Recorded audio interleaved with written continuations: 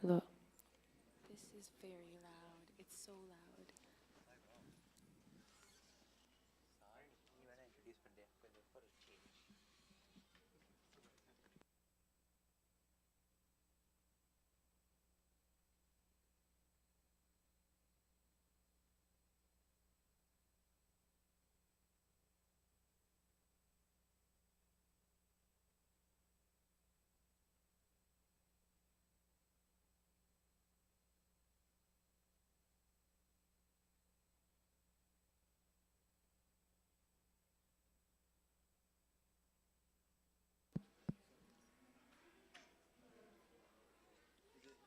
This is muted inside.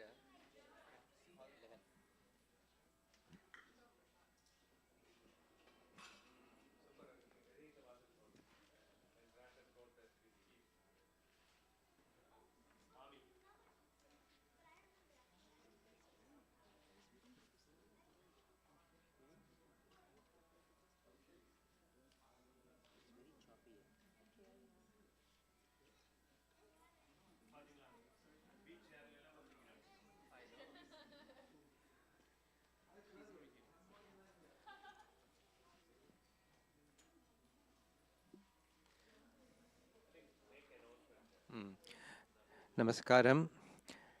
So we are about to commence the evening program, which is a reading of this year's Navaratri Malar, which is a collection of stories and biographical information about our Guru Parampara. So yesterday we talked about Ayya. Today we are going to talk about Guruji.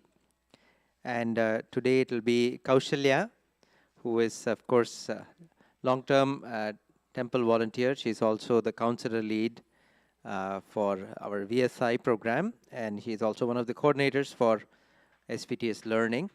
So with that, I will hand it over to Kaushi.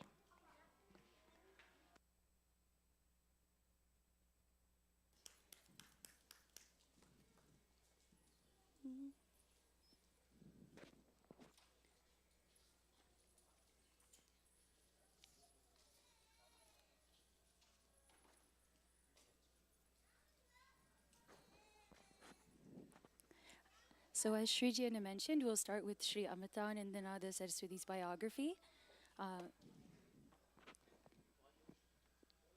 Can we hear Kaushalya now? Yes? Okay. Guruji is born on September 26, 1934. The clock was nearing 10:30 on the warm Wednesday night of September 26, 1934, when the midwife finally emerged from the birthing room with happy tidings of a newborn son, Prahalada. Early childhood spiritual experiences. In his leisure time, Prahalada immersed himself in Hinduism's great religious epics, the Ramayana and Mahabharata.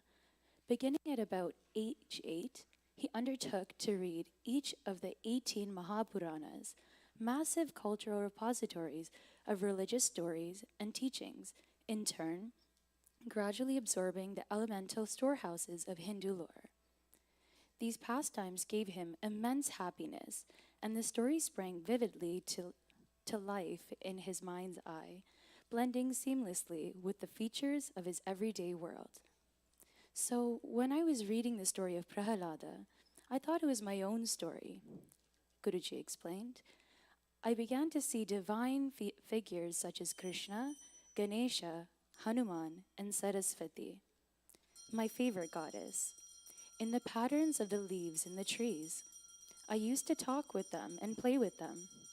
Sister Surya Lakshmi remembers him climbing a parijat, which is also a coral jasmine tree, near their home, holding a stick to his lips and telling her, "Isn't this how Lord Krishna plays the flute?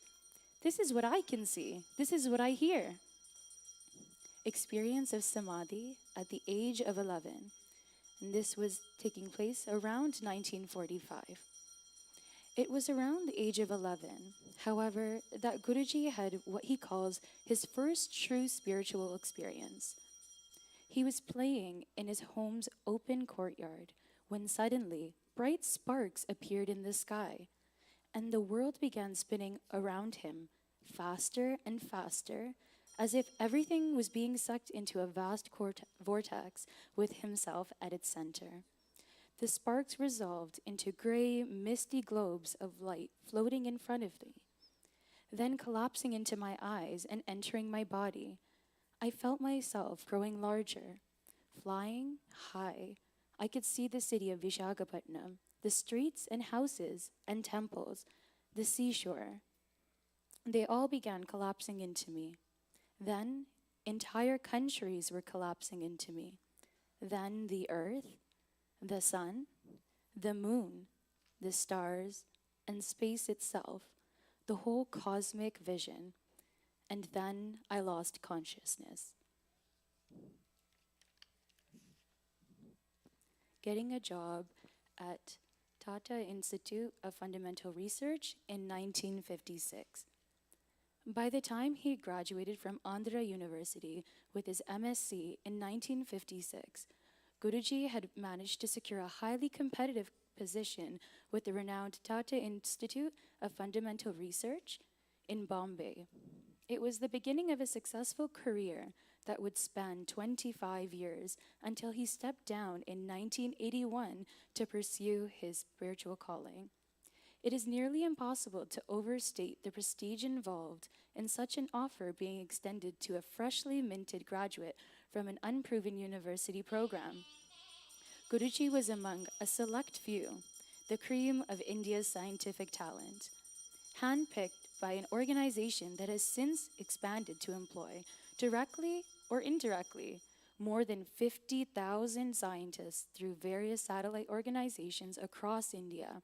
I grew up with the Institute almost from its inception, Guruji said, with more than a trace of lingering affection in his voice. His marriage, which took place on August 2nd of 1957. In 1957, a year after beginning work at Tata Institute of Fundamental Research, Guruji traveled home to consummate a long-anticipated milestone in his personal life. Several years earlier, he had become engaged to a beautiful young woman, a distant cousin, Annapurna Gunturu, in fact, whom he had known and admired for years. The engagement was agreed upon in 1954.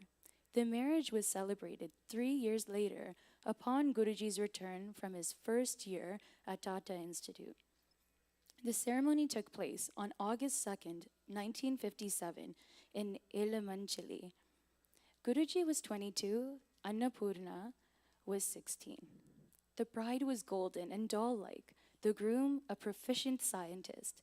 The wedding was a feast for the eyes. Sundariyamma would recall years later.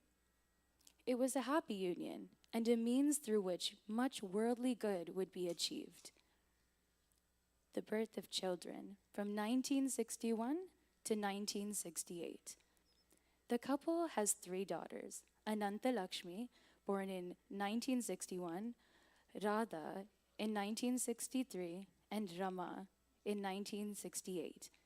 In 1966, the couple lost their only son to medical complications at 15 days old. Darshan of Lord Venkateshwara in Hyderabad on May 1977. While on a business trip in Hyderabad, Guruji walks in a Balaji temple and receives a vision and an intense Shaktipat from Lord Balaji in the form of Bala Tripura Sundari. More about this story is something we'll talk about later on when we visit Balaji. Meditation visions in 1977. Balaji temple experience marked the beginning of an internal shift that would gradually transform the way in which Guruji related to the world. In some sense, it added fuel to the fire of an inward-looking process, which began around that time, he said. So it did indeed mark a turning point in his life, from a search for truth in the external direction to a search for truth in an inward direction, Perhaps moments of enlightenment only really come when there is a deep conflict. In the days and weeks that followed, Guruji commenced a regular practice of meditation, usually sitting late at night after the family had gone to sleep and continuing until long after midnight. As an initial goal, he tried to reaccess the transcendent sound he remembered from childhood, and he was both surprised and pleased when it returned almost at once. If anything, it got stronger than ever.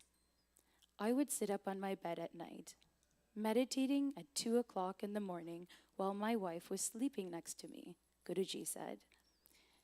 I just listened to that humming sound coming from within me, which started out like the sound of a radio before the station comes on air, around 300 hertz, and then gradually went up into sharper frequencies, increasing in pitch as I observed it. I remembered hearing those sounds as a young boy, but now I realized that it wasn't just a single frequency, it was a spectrum of audible frequencies, passing over into visible frequencies. For the first 2 days of these meditations, nothing much happened. A little calm and peace descended upon me, said Guruji. On the third night, however, he had lost consciousness, then awoke to a sensation of terrifying disruption. As I was waking up from unconsciousness, there was suddenly a huge blast, Guruji recalled. I felt as if a bomb had been placed in my heart, and that, with a tremendous noise and unbearably bright light, I had exploded into bits and pieces, every particle of my body thrown off to the ends of the galaxies. The terrifying vision was, however, accompanied by what seemed almost certainly to be the message he had been seeking. At that moment, I saw a sort of screen before me, upon which about 10 Sanskrit stanzas were written. But before I could read even half of the first line, I remembered only that it was Ishavasyam idam sarvam. It vanished and I blanked out. When I woke up, I was really scared. I thought, how could such a dangerous explosion take place in my meditation? What would happen to my wife and daughters if I died? Who would look after them? Remember, I had lost my father at an early age, so I was thinking in those terms, and I decided then and there to stop all such dangerous activities. The Vision of Saraswati, the second half in 1977. However, Guruji's resolution to stop meditating didn't last long, soon as he set aside his trepidations and commenced his sound meditations again. During one of his meditations, Guruji had an intense Kundalini awakening, during which he became very scared and called on Saraswati to help him. She came and comforted him and promised to guide him going forward. More about this experience with Saraswati we will talk about later on when we reach the Saraswati point of this book. Initial Diksha from Guru Garu. This took place in November of 1977. In the late 1977, he meets his guru, Sri Swapakashananda Tirtha Hamsa Avadhuta, who gives him a set of 9 mantras. And we'll talk more about his story as well in the coming days. In 1979, Guruji begins to shares his information about the guidance of Santoshima. Returning to Bombay after a very eventful visit home, Guruji began meditating deeply upon the mantras Guru Garu had given him. At that time, goddess Santoshima appeared to him and guided him and helped him answering his questions. We will also continue talking more about this when we reach the part about Santoshima. The trip to Africa, June 1979. Even as his spiritual credentials and reputation grew, Guruji still faced a towering dilemma in the mundane world.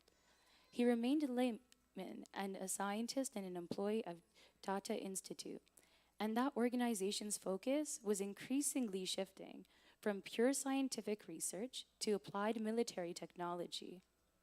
In his everyday work, Guruji was now tasked with the development of defensive nuclear weaponry.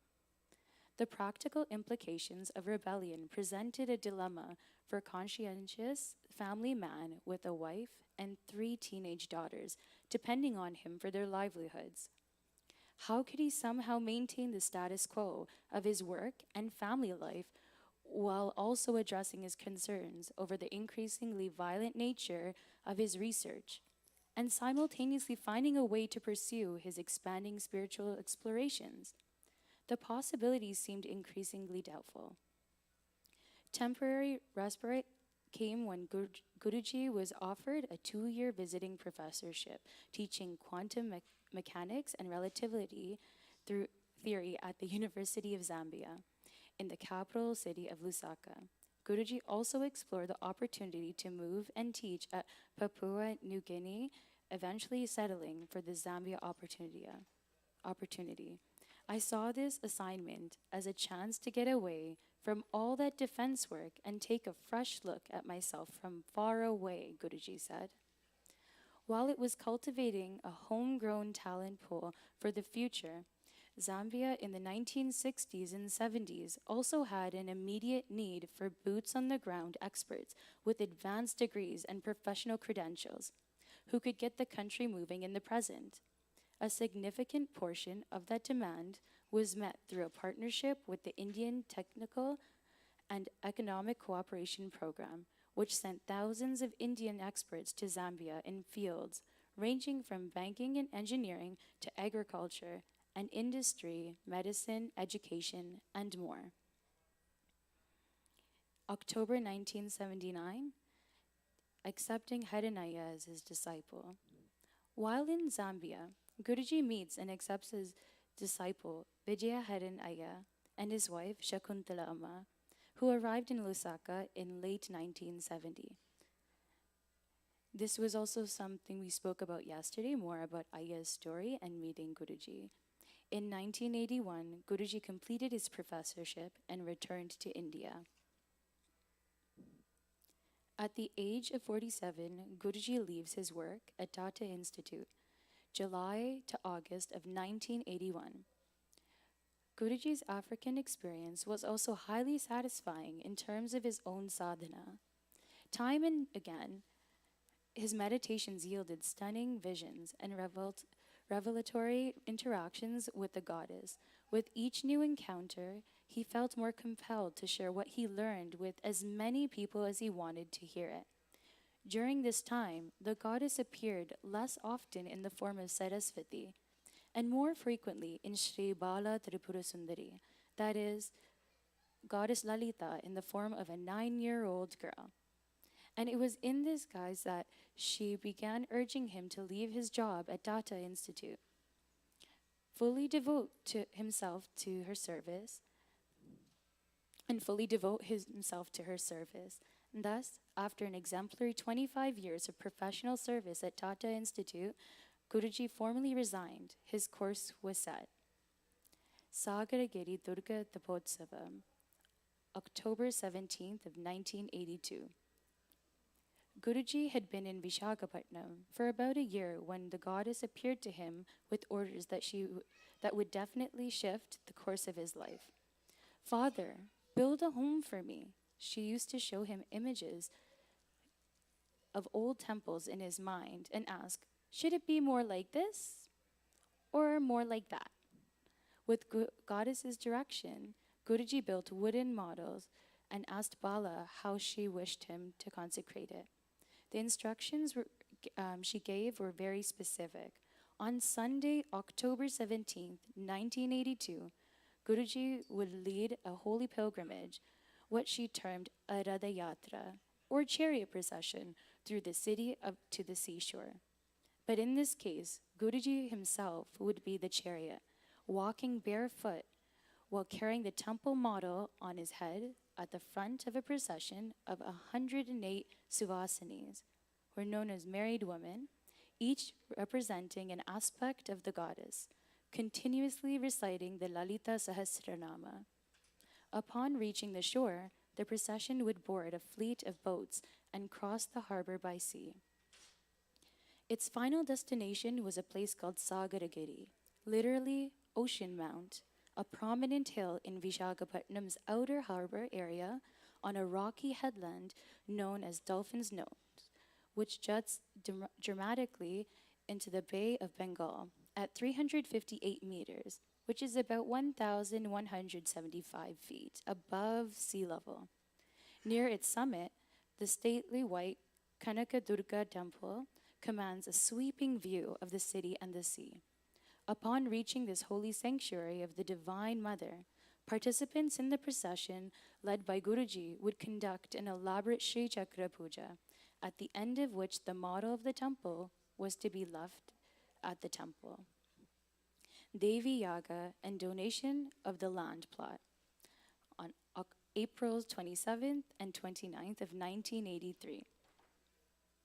Next, Bala instructed Guruji to arrange a Devi Yaga to start on April 27th of 1983, an elaborate 16-day Vedic fire ritual dedicated to the goddess, expressing her preference to be worshipped during the cycle of the 15 Tithis, or lunar days, roughly from full moon to the new moon. Reflecting on the event years later, Amma had observed, the Devi Yaga is really where Devipuram began. The rest, as they say, is history. Each evening following the final Arati at the Devi Yaga, Guruji would address the gathered worshippers, telling them about this meditational experience and the Devi's apparent desire for him to build her a temple. After one such narration, on the third day of the Grand Devi Yaga, on April 29, 1983, he was approached by a man named Putrivu Baburao, who, along with his brothers, owned a cashew plantation in a rural outpost of Vishakhapatnam district, rather invitingly called Dongulamari, which is the thicket of thieves. The plot was located near the village of Narapadu, between the towns of Anakapalli and Sabhavaram, some 33 kilometers, or about 20 miles, inland from Vizag. He offered to donate 3 acres of his plantation to serve as a home for the structure. Experience with Kamakya, July 24th of 1983. One day, as he climbed the western slope of one of the parcel's steep hills, he spotted something unusual, a large, roughly oval-shaped expansion of exposed rocky ledge, gently curving and about 9 feet wide, with a triangular 6-foot crevice at its center. The formation was very similar to that of Kamakya Peetham in Assam, Guruji recalled. He started meditating there and soon received a darshan of goddess Kamakya. On the site, he also discovered a Sri Chakra Mahameru made of Panchaloha, which was used during a huge yaga that had been performed in that area more than 250 years ago. Later, in 2007 in Bangalore, Guruji would produce a copy of this Meru.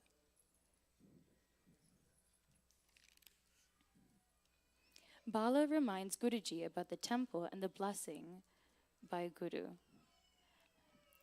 Even while Shivalaya and Kamakya Peetham were still being constructed, Guruji's attention had already shifted to his third and most ambitious project yet, the unprecedented Sri Chakra-shaped temple known as the Sri Meru Nilayam, or the Sahasrakshi Meru Temple, which would, 11 years later, become the iconic centerpiece of Devipuram.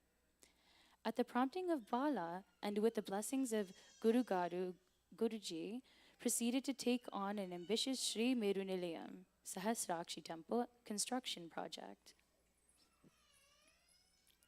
Sahasrakshi Temple Foundation Stone Consecration, October 16, 1983.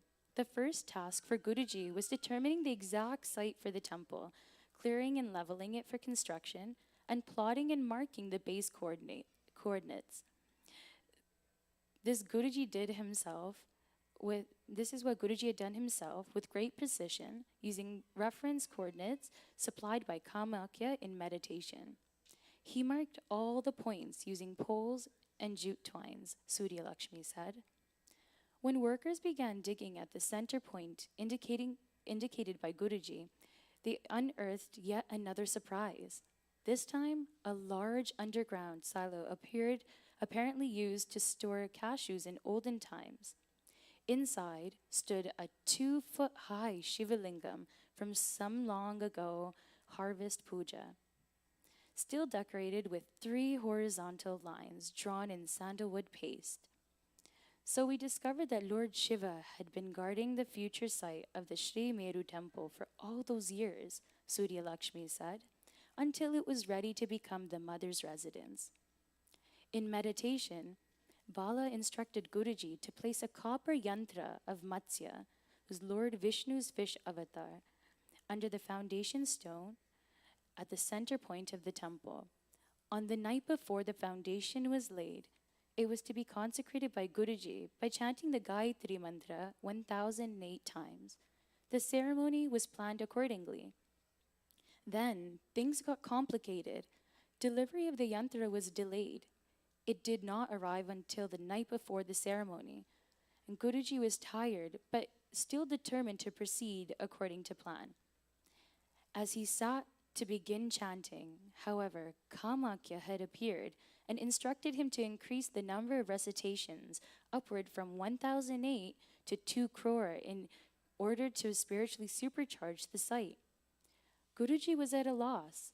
The ceremony had already been arranged, an astrologically auspicious date selected, guests were invited. But it would be physically impossible for him to complete so many recitations by morning. Indeed, it could take months or even longer. The event would have to be scrapped and rescheduled. Very well, he told Kamakya, surrendering to her. As you wish. And since he had already begun chanting anyway, he decided to continue for a while and at least make a start. But precisely at that moment, he felt himself transported with her to some celestial plane. There she was before me, smiling in all her grace with her beautiful lotus petal eyes, he said. And she told me, sit and watch. And he did so. The cosmos seemed to spread out before him, a vast shimmering Sri Chakra filling its entirety. Within the intersections of the chakra, he saw 108 gatherings of 1,000 rishis, all of them chanting the Gayatri Mantra simultaneously.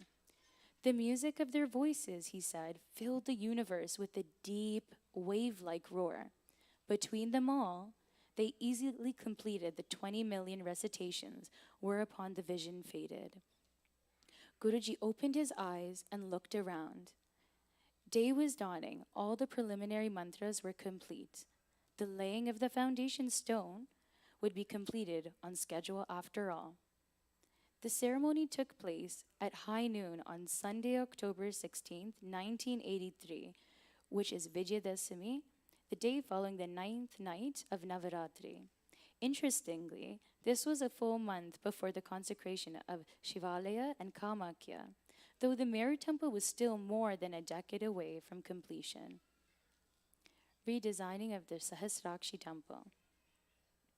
While maintaining the 2-to-1 height-width dimensions of the Meru found at the Kamakya Pita, the structure would be scaled to 2 of Hinduism's most sacred numbers, 108 feet wide by 54 feet high. That height comprised 3 stories totaling 30 feet, plus the dome, Garbhalaya, at 18 feet, and the Kalasham, or spire, at 6 feet, all centered precisely above the foundation stone. In the end, the design would work, but the mental labor had been immense, and the physical construction would clearly be slow and painstaking. It was no mean task, Guruji said, shaking his head. It took 4 years from 1984 until 1988 just to see the accuracy of the geometry of the yantra on the ground. But I was helped at every stage of construction by Kamakya, who acted as my consultant throughout. Whenever I was in doubt, I would ask a question, and she would answer, always in embrace. Clarifying the correspondence between the temple layout and the design of a typical Meru icon, daughter Radha noted, the ground floor consists of the bhupara. So the outer three lines housing the 10 siddhis, 8 matrakas, and the 10 mudra shaktis, the 16 petal lotus, the 8 petal lotus, and the devis of the 14 cornered figure. The first floor contains the Devi's outer 10 triangle figure, and the second floor houses the Devis of the inner 10 triangle figure. The highest point at the dome houses the 8 Vag Devis and the Trikona and the Bindu. In addition to this array, there are several invisible Devis hidden in the 3 lines of the Bhupara, Guruji noted. Building of Sahasrakshi Temple, 1988 to 1994. At this point, a third form of the goddess had begun communicating with Guruji about the temple. Rather than Bala or Kamakya, during this phase it was Hladini, more familiarly known as Radha, lover of Lord Krishna, who spoke to me, he said. So over the entire period of construction, I had a total of 3 divine mentors. First Bala, then Kamakya, then finally Hladini.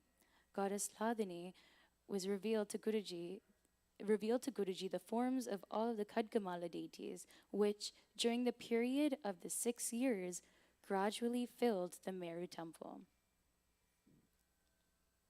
Sri Meru Nilayam, Kumbhabhishekam, February 23rd to 25th of 1994. As 1993 drew to a close, the colossal task of building the Devipuram temples initiated a full decade later, following Guruji's first vision of the goddess Kamakya, was finally nearing completion. The moment had arrived to consecrate the Sri Meru temple and Devipuram as a whole as a living center of worship by way of the ceremony known as the Mahakumbhabhishekam, or grand ritual bathing of the temple. This major milestone was celebrated on Wednesday, February 23rd through Friday, February 25th, corresponding to the period from Vijaya Ekadashi to Magha, full moon that year. Continued development of rituals and teachings. Guruji never stopped refining, adjusting, and simplifying the pujas that he was continually performing and teaching. As daughter Rama noted, rituals were always being simplified by Guruji. Apart from Shodasopachara Puja and Navavarana Puja, he also simplified various Purusjaranas, homas, abhishekams, yantra pujas, tarpanams, and japams. In addition, he spent considerable time developing new rituals. It is often possible to identify when someone took Diksha from Guruji by the mantras they use, the pujas they favor, and the attitude they take toward their sadhana, said Lalita Sarma, a Mumbai-based disciple who received Diksha from Guruji in the early 1980s. Depending on the period when they met him, they all know a slightly different phase of Guruji. Sarma said, watching disciples from various places and decades meet at Devipuram and compare notes is akin to the old Hindu folktale of the blind man and the elephant. Each starts with his or her own limited, subjective view of who Guruji is and what his teachings are, but they leave with much fuller pictures. Guruji also put increasing amounts of time and effort into creating online teaching tools for those who could not reach Devipuram personally, and providing information and resources for faraway disciples who wish to develop their spiritual practices in his absence.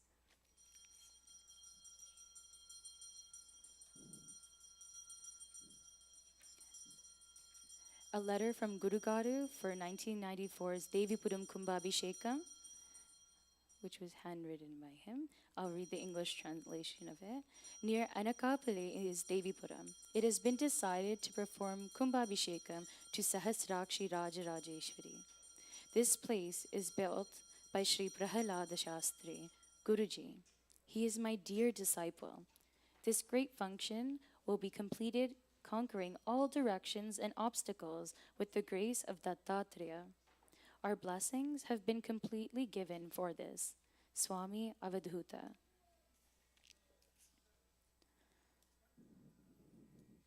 Between 2006 to 2008, Guruji developed a ritual called Triveni Kalpam. His first attempt at creation of the simplified Sri Chakra Puja ritual. It later evolved into Kalavahana, which he developed in 2009. In 2010 to 2011, for the first time, he took his teaching online with a course on the Wiz IQ platform. In 2012, the structured residential Sri Vidya course is offered in Devipuram for the very first time. Finally, in 2012, Guruji introduced an entirely new ritual called Siri Jyoti, which means abundant lights, a briefer, more concentrated variation on the demanding Navaratri Puja, which focuses on harnessing the energy of group participation. Devi is the Guru of Devipuram, 2013. Guruji clarified that in the event of his own departure or passing, Devi's Padakas will be in charge of Devipuram, not any human being. There will be no more Pitadipatis here, only administrators of the Sri Vidya Trust to look after all matters concerning Devipuram.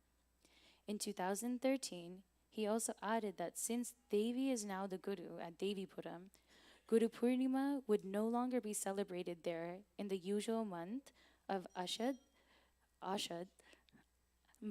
which is June to July, but rather during Sharad Purnima, a harvest festival celebrated on the moon day of Ashvin, which is September to October, dedicated to Lakshmi and marking the end of monsoon season. I am not the decision maker, Guruji affirmed. It is Devi's worry now, and she is the one who is choosing. 80th birthday celebrations, December 2014.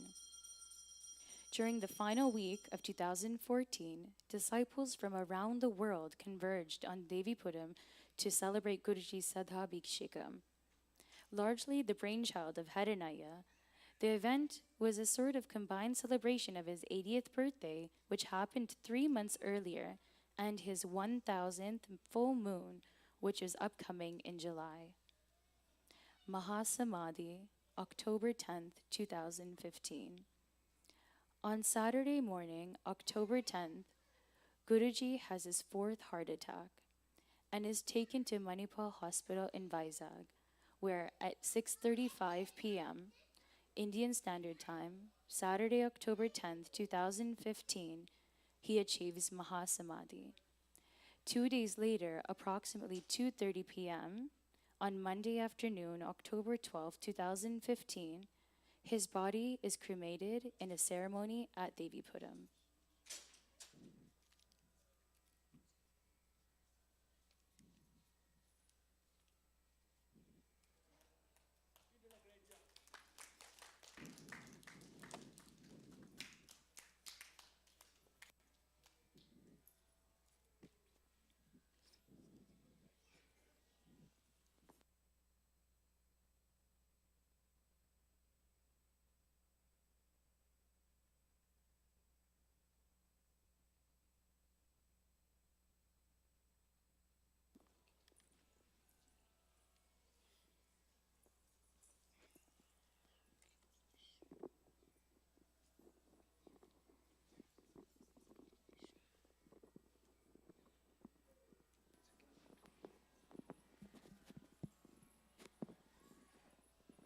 So we'll now continue with Max going through the meanings of Guruji's Stotram.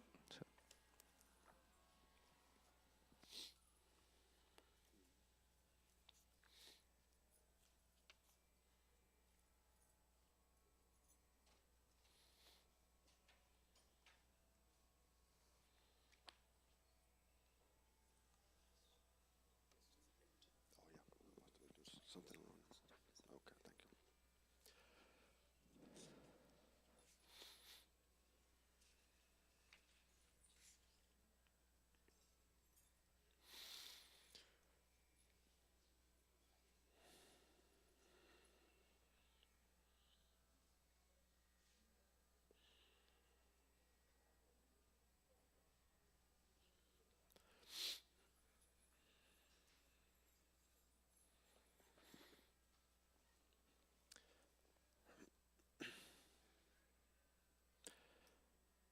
I'm going to start with the first name and with the meaning. Karuna Kataksha Shiva Murtaye Namaha. Salutations to the one who is the form of Shiva, with compassion flowing through his every glance. Gana Rasika Kameshwara Sundareshwaraya Namaha. Salutations to the Lord of beauty and desire, who delights in music. Mantra Svarapurita Pankajaya Namaha. Salutations to the one who is a lotus resonating with the sound of mantras. Sahasrara Lalitanu Bhavaya Namaha. Salutations to the one who is the experience of Lalita in the Sahasrara chakra. Bindu Bhedana Shivananda Muni Shrestaya Namaha. Salutations to the first among sages, the auspicious Shiva bliss experienced as a result of the piercing of the Bindu at the crown of the head. Sri Devipura Shiva Mandira Stapakaya Namaha. Salutations to the one who has established the Shiva Temple at Devipuram. Nitya Svarupananda Jivita Kaivalyaya Namaha. Salutations to the liberated sage who is perpetually abiding in the bliss of his own self. Nirvikalpananda Sagaraya Hamsaya Namaha. Salutations to that liberated soul who is abiding in the ocean of the highest bliss. Shishya Lakshana Shri Guru Murtaye Namaha. Salutations to the one who is the form of the Guru with the characteristics of the ideal disciple. Ajna Kamale Nitya Nirta Amritanandaya Namaha. Salutations to the one who is the bliss of immortality, eternally dancing in the lotus of the Ajna Chakra. Drishti Matre Sahajananda Varadaya Namaha. Salutations to the one who is by mere glance bestows the boon of natural bliss. Sri Vidya Paripurna Shobhitaya Namaha. Salutations to the one who is radiant due to being completely filled with the esoteric knowledge of Sri Vidya. Bharata Kande Meru Mantra Kataya Namaha. Salutations to the one who built the Meru Temple in India. Salmali Dvipe Vidyapita Stapakaya Namaha. Salutations to the one who established a center of Sri Vidya learning in Africa. Avadhuta Svaprakasha Vatsalaya Namaha. Salutations to the one who is the spiritual child of the Vadhuta Swami Svaprakasha Ananda. Avadhuta Guru Mandala Lakshanaya Namaha. Salutations to the one who embodies the divine qualities of the lineage of the Avadhuta Gurus. Shriya Napurna Manaha Madhuraya Namaha. Salutations to the one who is the nectar in Annapurna Amba's heart. Shri Prahlada Purva Shramanamaya Namaha. Salutations to the one whose name was Prahlada before receiving Purna Diksha. Vijnana Vidya Parishodhaka Dharanaya Namaha. Salutations to the one who worked in the field of science. Navavarna Mahayajna Hamsaya Namaha. Salutations to that liberated soul who performed the great Navavarna Yajna. Hamsa Mantrartha Munisevyaya Namaha. Salutations to the one who is served by the great seers of the Hamsa Mantra.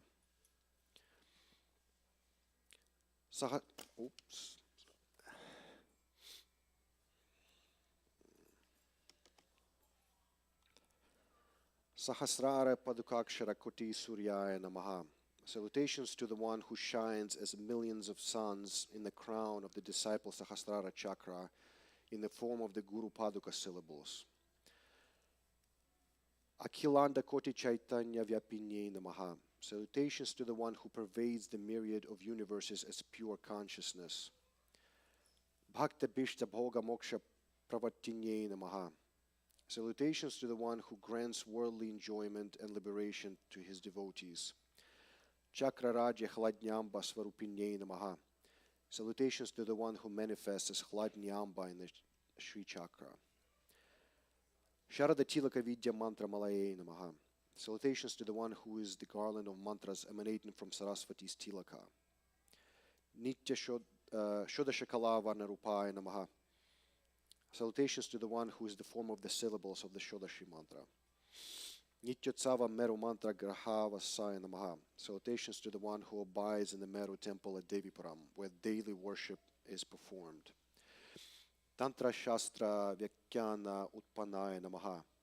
Salutations to the one who taught the Tantra science. Chaitanyananda Mano Mantra Chakreshwari Namaha. Salutations to the one who is the Empress of the Chakra dwelling in the temple of Chaitanyananda's Haranaya's heart. Shishya Koti Bhaktavatsala Purusharthaya Namaha.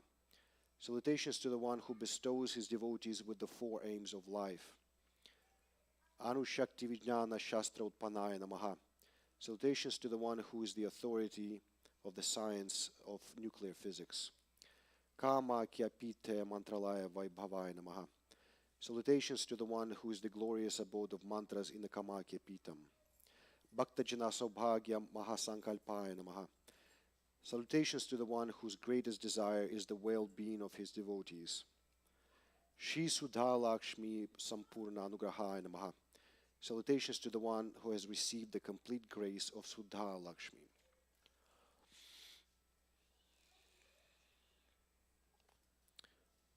Shukravare Shipithe Prasanaya Namaha. Salutations to the one who manifests wherever worship of the Divine Mother is performed on Fridays.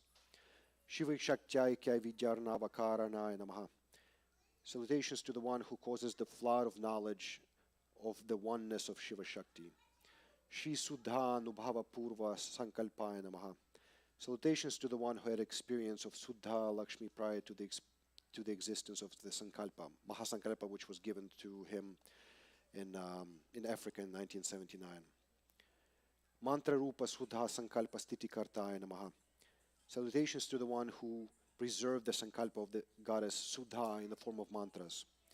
Sri Kameshvara Kameshvara Kevijarishaya Namaha.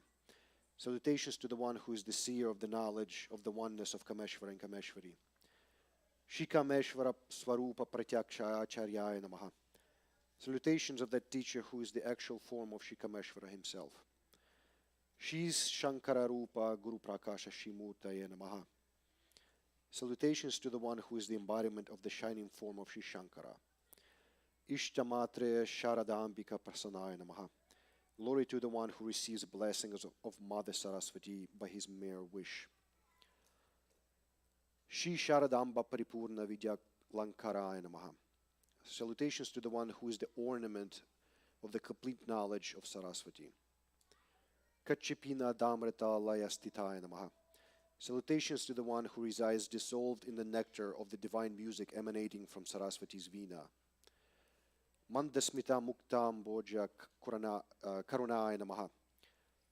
Salutations to the compassionate one who has a soft smile playing on his lotus-like face.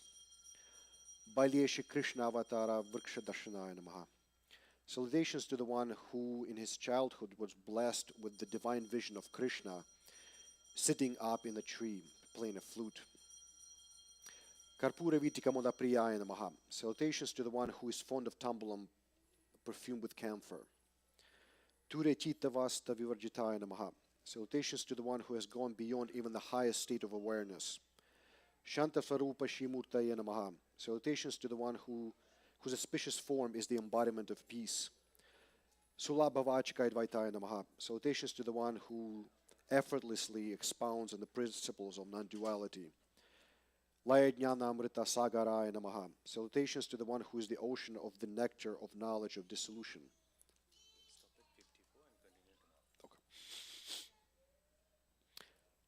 Amrita Ananda Amrita Swarupine Namaha. Salutations to the one who is the very essence of bliss of divine nectar. And the last one for today will be Naimisharanya Rishirupa Guru Swamine Namaha. Salutations to the foremost of the great rishis performing austerities in Naimisha forest.